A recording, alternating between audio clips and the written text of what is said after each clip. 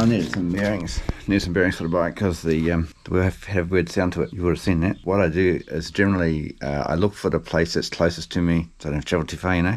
So I rang a place that's just down the road. They said, yes, we do have them in stock, but they're in 2 different stores in Christchurch. I ain't going to be running around those 2 different stores. These are standard wheel bearings, pretty common size, but it's not necessarily heaps around. But I went to Seiko in town, and they've managed to have some bearings. Actually, 75 of them, so that was handy. So what I have done is I've gone in town, I've grabbed the bearings, there we go, 4 of them, and we will put them onto the bike. We'll have a look in here. I only need 2, but I thought they're only like $13 each, and that's the bearing. Sealed, pre-greased, all that sort of stuff. They do last a fair while, but since I've got a couple of sets of wheels, best to be on the prepared side. That way I can always have them in the box.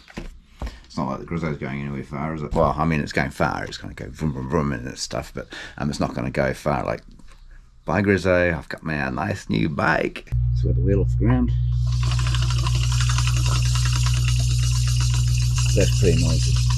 And I'll just reassure you that that is the case. We'll take the calipers off.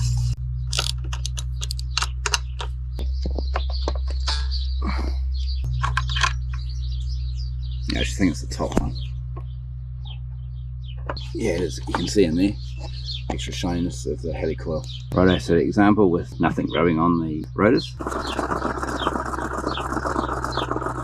It's free spinning and stuff, and there's actually no play in the bearings, but I'm guessing that the water's got in there or they've just dried out over time.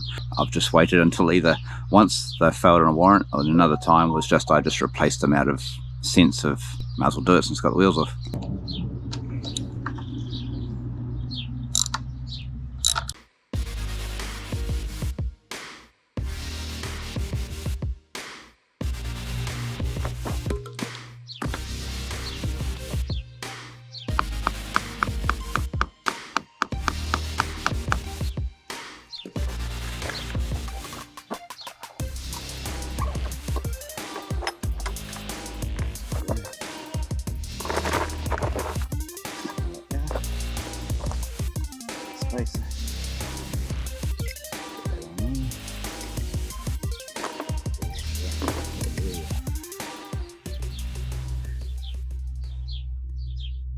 Using a screwdriver, I gently remove the seal. Anyway.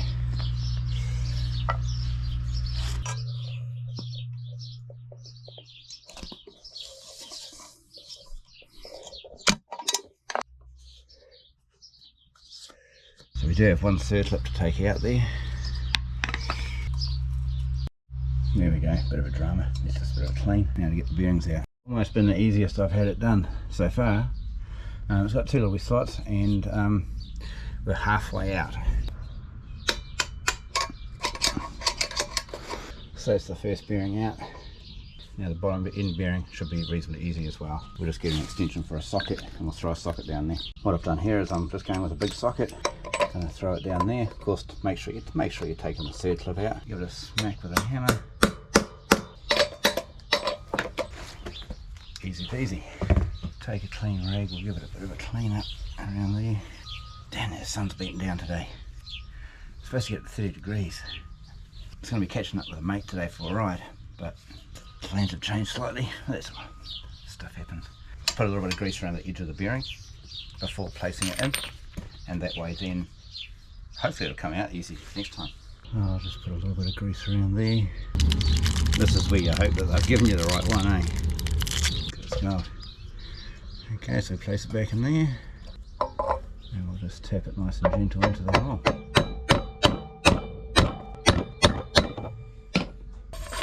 So this wee spacer here sits in here where the axle goes through. That we place down, and that should just slot into a little gap in there and sit nice and flush down in the hole. So that the next bearing fits right in there, perfect, you know. Got tractors going past at the moment. They're doing silage. I hate silage. Not that I've eaten it, it's just that it's a dusty, gnawing process. Oh, I've got to look after the animals though, eh? Right, next bearing out. Put the bag.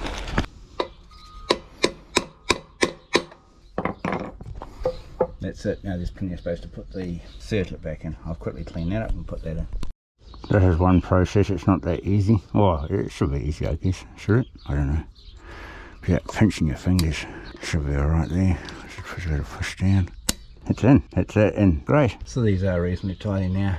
We'll just slot them back in. I think that it should be on my radar to replace these seals.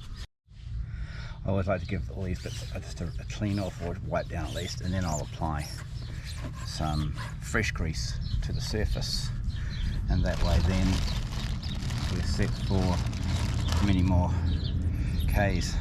The next part is make sure that you know which way your wheel is going before you put it back on, unless you want to go backwards. Should either have a label on the tyre, or there is a direction mark. Wheel in, make sure we got it right direction.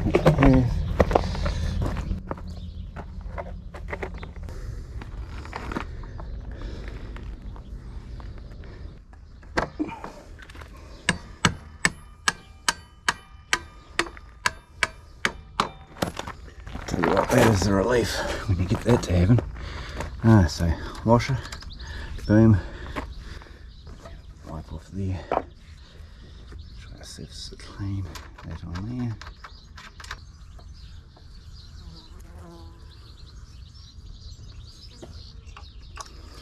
I won't tighten it right up because I'm going to put the calipers on, give the front end a bit of a compress, boom, down, just to try and make sure everything all lines up perfect, and then we'll tighten everything up and start it up and go. Boom.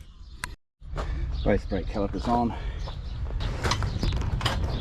And we'll just give it a stand and just give it a bit of a hook.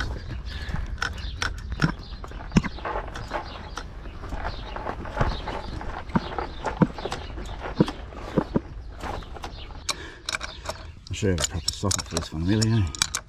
Give that a bit of a tighten, then we'll tighten these ones here up. We should be good. Oh well, time to go for a little ride. Hot day out here, the sun's shining. We've done those wheel bearings and going to meet up with the mate to have lunch and stuff, but not quite decided where I'm going to go. I thought about going to Geraldine. Could be a good opportunity to get a Christmas gift, but it's a couple of hours away. And saying that, anything's possible. Could go to Methven, could go inland, or just actually go nowhere, just to tour around. But I've only got limited rubber, so we'll see what we can do.